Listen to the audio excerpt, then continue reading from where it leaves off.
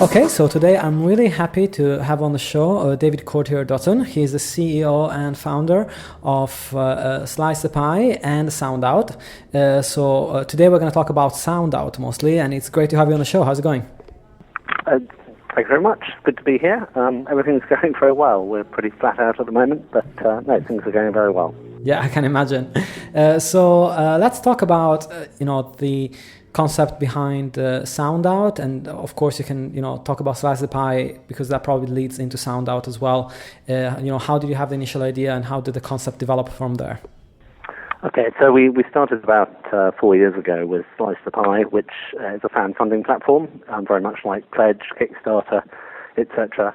But where we differed was we got the audience, or what we called scouts on Slice the Pie, to review every track that was uploaded to identify which the strongest songs were, which the strongest acts were, and in doing so identify which ones should be put forward for financing.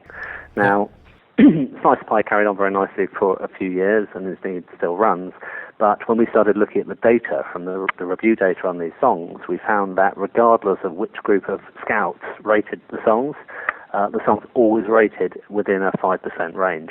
And because we had a load of demographic information on the scouts, that enabled us very quickly to realize that we had a very powerful insight and analytics business in very early stage.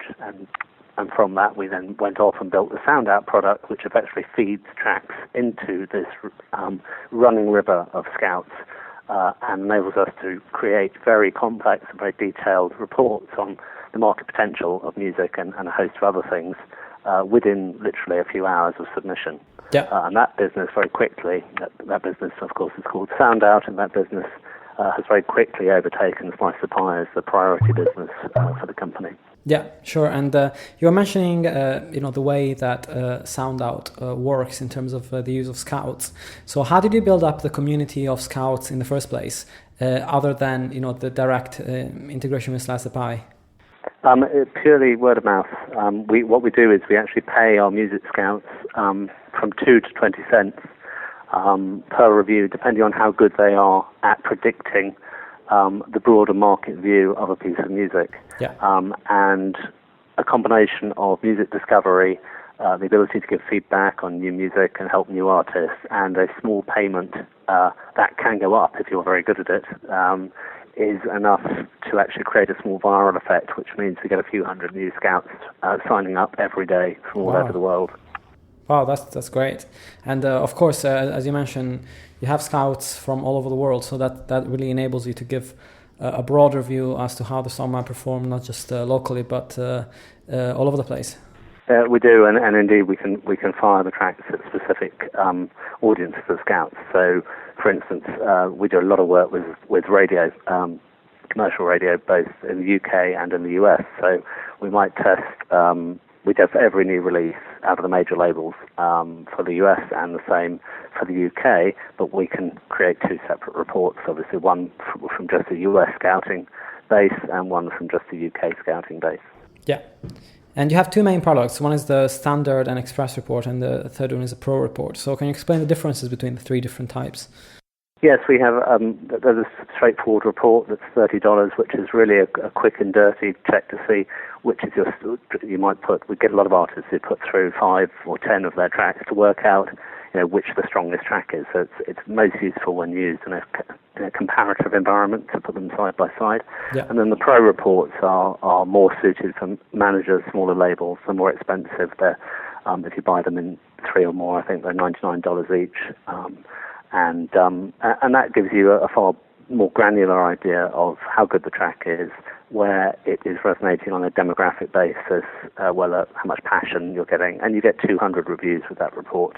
Yeah. And then we have a real premium report, which is demographically targeted one, which is what we use for radio and for record labels. Yeah. Which is about as good as it gets, and that is typically over 97% accurate. So however many times you test the same track, you're going to get the same answers. No, it's really interesting to see how broad of a customer base you must have with this product. And I was just wondering, how do you handle developing the customer base on all those fronts, from individual artists to management to labels to radio. Is it more like a reach out on your part, or is there more word of mouth happening? Well, it's a bit of both, actually. The whole trigger, I suppose, for this market is radio, commercial radio. And we deliver to every major radio group in the UK on a weekly basis, full reports on every single new mainstream release in the UK market. So, they had details on the new Cher Lloyd song 5 weeks ago rather. They get that they are seeing SoundOut reports, 40-page SoundOut reports on every new track coming out in the UK market before they playlist it, which they love. It helps them decide which tracks to put on which playlist after they've been plugged by the record labels. And then on the back of that, we've now got 2 of the major record labels working with us to test pre-release tracks to work out which ones are going to rate well enough to actually make it onto the playlist with the record labels. And we've now replicated that model over in the US. So we're working with the second biggest radio group in the US and testing every new US release for them. So what we have is, if radio use it to evaluate how good a track is, then it makes complete sense for record labels to be using the same research methodology to work out what to release, because it follows that radio will play it.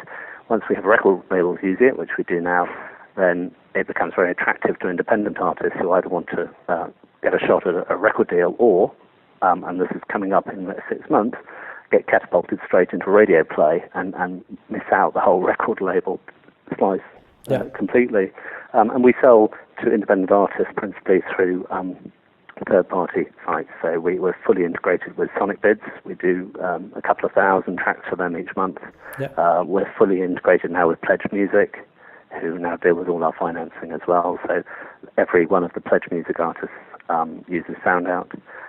We're fully integrated with, actually I can't say that one hasn't been announced yet, but others like CD Baby, Iota, InGrooves, they all sell SoundOut to independent artists and management teams. So different approaches for different markets, but it is a soup to nuts methodology across the entire music ecosystem to give guaranteed objective feedback and analysis and ratings on tracks.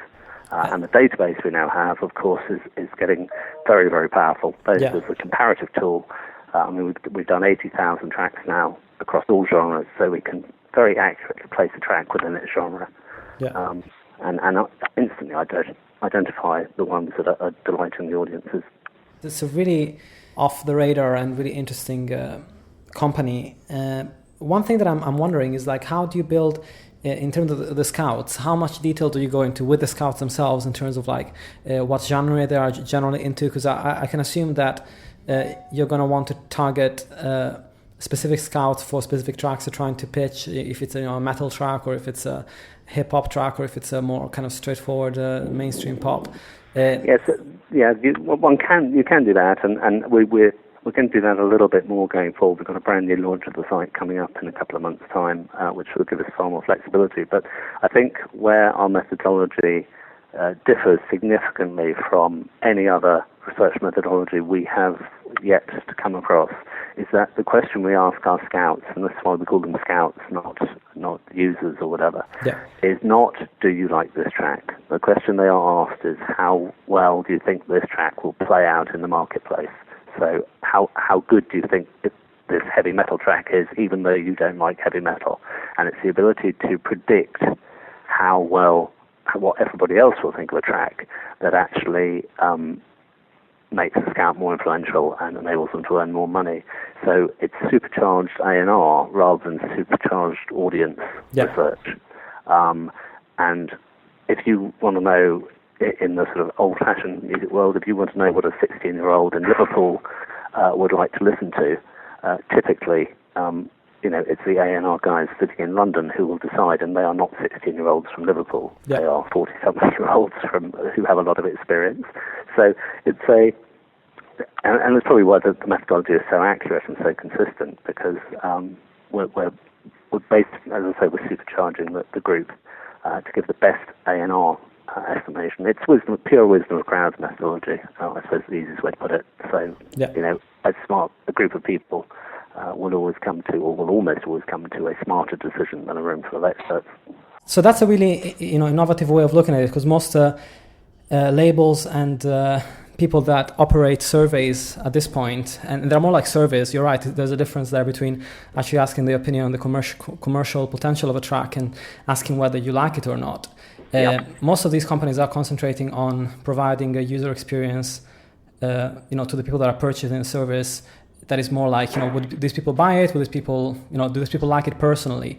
What you're doing is quite different. So, and we've also, in terms of, does it work? We've been testing UK releases now for 2 years. So we have every UK release.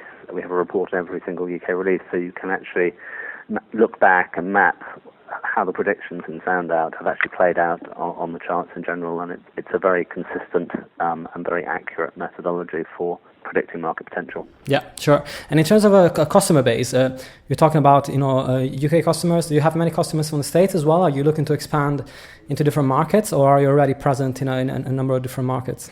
We're already, as you'll be aware, we're an internet business, so we are in all markets, sure, by definition. Having said that, the majority of our customers are in the US, both particularly in terms of unsigned bands and managers, but we've got a growing user base in the UK, which is probably skewed far more towards labels and radio. But I think once we've got the radio piece properly in place, and we've got some major announcements coming out in the next 3 months on that, then we're going to see a very rapid uptick in independent artists. Cool. Because of the opportunities we're going to be able to deliver to them. And in terms of expanding the service, expanding functionality, are there any areas in particular that you're looking at changing or improving that you think could become even better in the future? Yes, I suppose the key area is probably semantics. We have some very powerful semantic technologies that enable us to interrogate the reviews with astonishing flexibility and in detail. So we can actually rate a track. We've done a lot of work analyzing the written reviews by semantic software and rating a track without actually needing anybody to rate the track out of 10. And the correlation between the final track rating and the semantic rating is incredibly close. Oh, okay, cool. So we're doing a lot around semantics at the moment, and that also enables us to pull the track apart and all its different elements and apply sentiment analysis to each part of the track and display that graphically for the customers. And that's definitely a trend that I'm seeing in the industry, although most people are, I'm sure you are as well, finding it hard to fine-tune the sentiment analysis in a way that it's really accurate and understands things like irony and sarcasm and other things like that. Funnily enough, no, we don't have much trouble with the semantic technology we're using. We've now got global rights to it in the music industry. Is actually used by major governments. It's used by lawyers for e-discovery. It's very, very leading edge. We're incredibly lucky to have come across it. We also use it for on-the-fly control of reviewers.